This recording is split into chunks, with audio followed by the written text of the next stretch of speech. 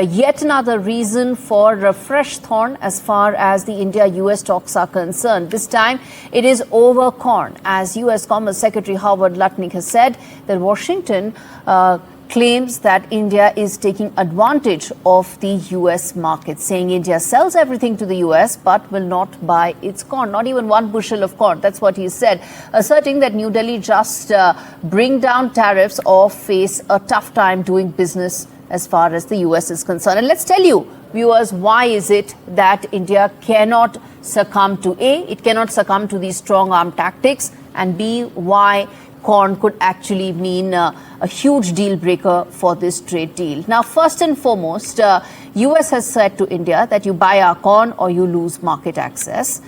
India is the 5th largest corn producer, and most importantly, you have politically sensitive states like Bihar being being very significant in terms of overall production.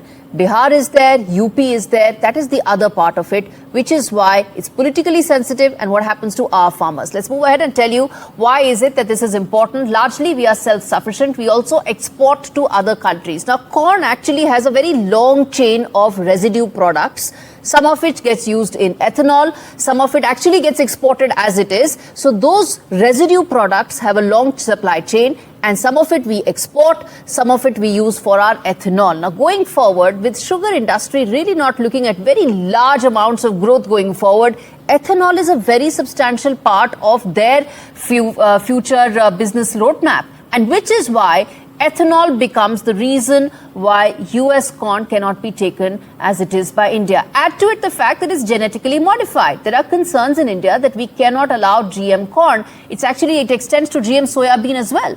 And lastly, right to protect Indian farmers. Now, this is where all of it sort of comes up. One, the fact that what do we do when we do not want to have GM crops? B, what do we do with the fact that there is now 19% of fuel that comes from ethanol, where prices of ethanol have actually gone up, along with prices of fuel. Now, all of that dovetails into farmers' income. If you take all of that away, then that is actually going to have a huge impact about how India is going to protect farmer incomes, which is why it's not just about corn, it's about protecting Indian farmers, which is why it's going to be a bit of a deal breaker going forward.